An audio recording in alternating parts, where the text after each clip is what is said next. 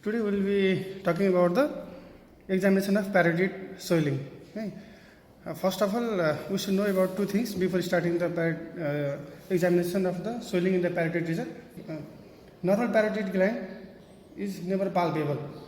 Okay. There should be any pathology to palpate the parotid gland. And another is any swelling in the parotid region should be considered as a parotid swelling unless proven otherwise. Okay, we can see a parotid swelling in parotid region of the right side of this patient. First of all, the examination of parotid gland starts with the inspection. We should know whether the swelling is unilateral or bilateral. For that, we have to inspect the bilateral parotid region. This is right, and we have to also inspect the left side of the parotid region. In this case, swelling is unilateral swelling. Unilateral swelling occurs in pleomorphic adenoma, parotid cyst, parotid abscess, and Warthin's tumor. And bilateral swelling can occur in Warthin's tumor. And another is whether the swelling is single or multiple.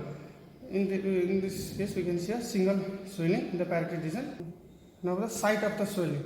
In the parotid swelling, the swelling can be in front of the pinna, below the pinna, or behind the pinna. And it will, in this case, we can see it is obliterating the retromandibular groove, and the level of the pinna is pushed slightly upward. This is the site. Then the size of the swelling. In this case, we should also comment about the size of the swelling. In this case, the size of swelling is about 3.5 into 2.5 centimeter in size. And the age of the swelling, the age is well defined age is seen in case of any benign swelling or any tumor of parotid. The age will be well defined. But in case of parotitis, where there is diffusely enlarged parotid gland, the age will be ill defined age. Shape can be ovoid, irregular, or the shape of the gland. In parotitis, the swelling will be the swelling of the parotid will be the shape of the parotid gland. And another is we should examine the overlying skin of the parotid region.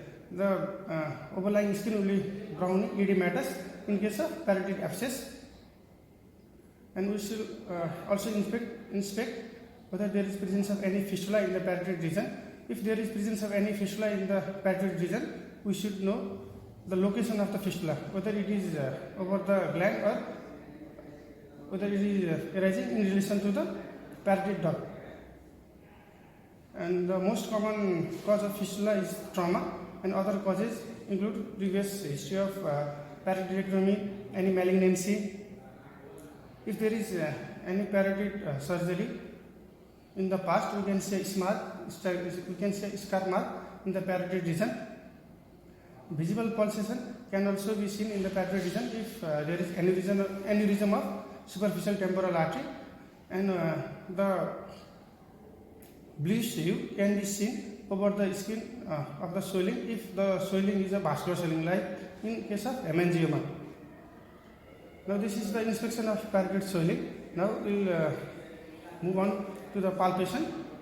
In the palpation, there is superficial palpation and deep palpation. In superficial palpation, we will palpate for the temperature and tenderness. Raised temperature and tenderness is seen in case of parotid abscess parotitis.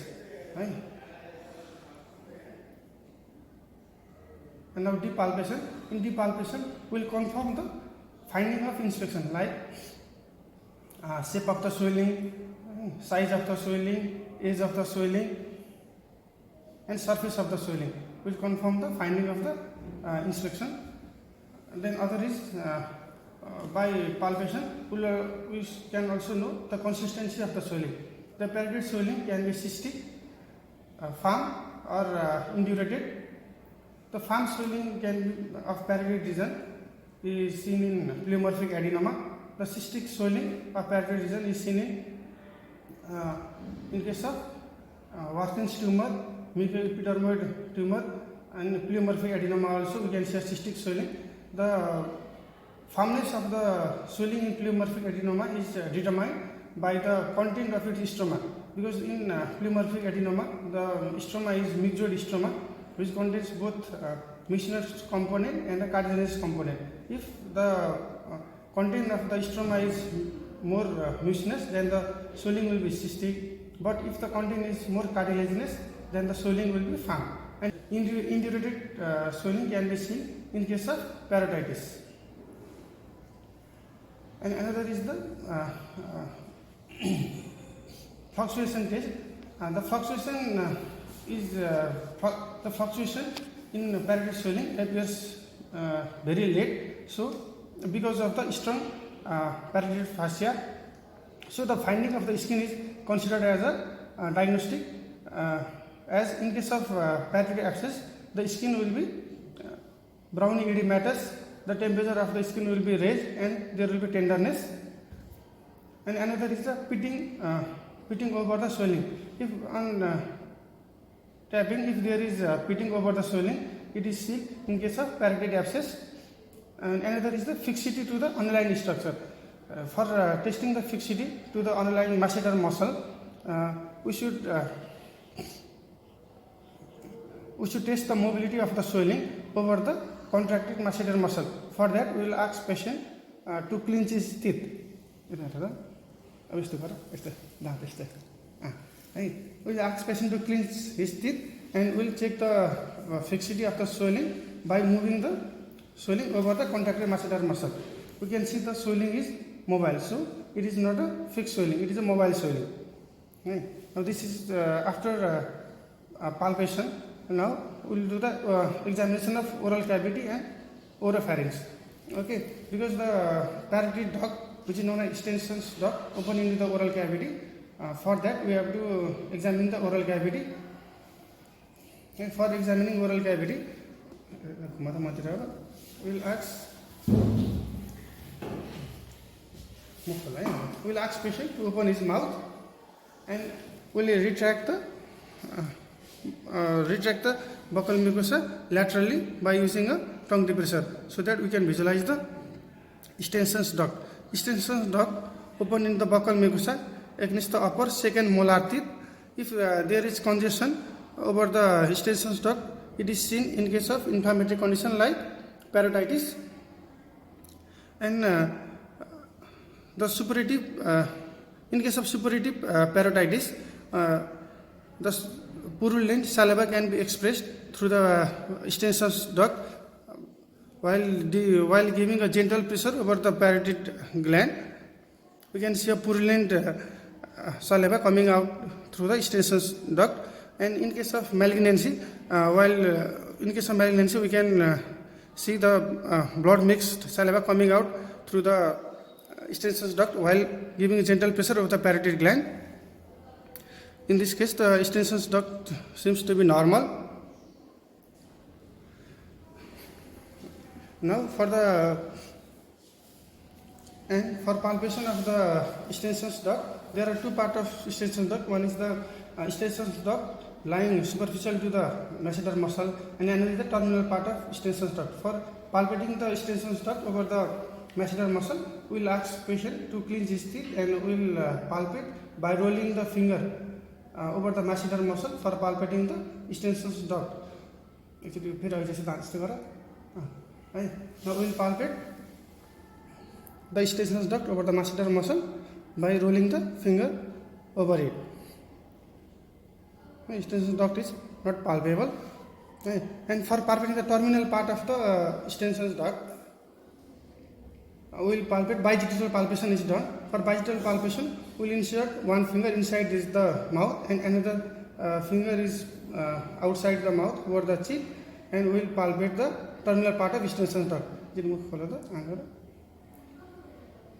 By this, we will palpate the terminal part of extensions duct.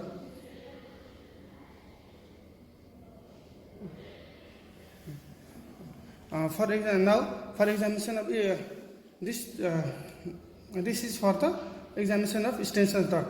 Now for examination of the deep lobe of parotid gland. For examination of deep lobe of parotid gland, we will ask patient to open his mouth and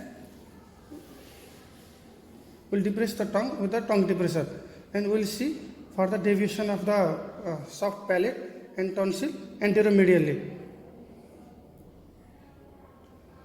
If there is parotid swelling of the deep lobe of parotid, if there is swelling is arising from the deep lobe of parotid gland, it will push tonsil and the soft palate anteromedially. And if there is extension of the in deep lobe of parotid swelling, we can see swelling inside the oral cavity as well as the swelling outside in the parotid region also. After inspecting, now for the palpation of the deep lobe of parotid, we will insert a finger inside. Bimanual palpation is done for the deep lobe of parotid. For that, we will insert one finger inside the mouth, and finger is placed just anterior to the tonsil behind the third molar teeth, and the finger from the outside is placed just behind the ramus of mandible. One finger is placed inside anterior to the tonsil behind the third molar teeth, and outer finger is placed behind the ramus of the mandible, and we will do a bimanual palpation of the deep lobe of parotid. In this case, the deep lobe of parotid is not palpable. After examination of the deep lobe of parotid, we should examine the facial lobe. In case of parotid swelling, we should also examine the facial lobe, because in case of malignant swelling of the parotid gland, the facial lobe may be involved. So for checking the facial lobe, we should look for the nasolabial fold, loss of nasolabial fold. In this case, the nasolabial fold is intact. And for other motor examination of the facial lobe, we should ask the patient to clench his teeth. And if the facial lobe is involved, we can see the deviation in the angle of the mouth. And another test is ask patient to close his eye against the resistance. अब यस्तो गर्न आँखा बन्द गरेर यसरी आँखा बन्द गरेर पुरै बन्द गरेर मलाई खोल्न नदेऊ ल, पुरै टाइट गरेर बन्द गर. We should examine the in this way we should test. And another test is by asking patient to frown. By seeing the frowning in the forehead also we can test the facial lobe. यस्तो गर यस्तो we can see the frowning. And another is we can, by seeing the wrinkling also we can test the facial lobe.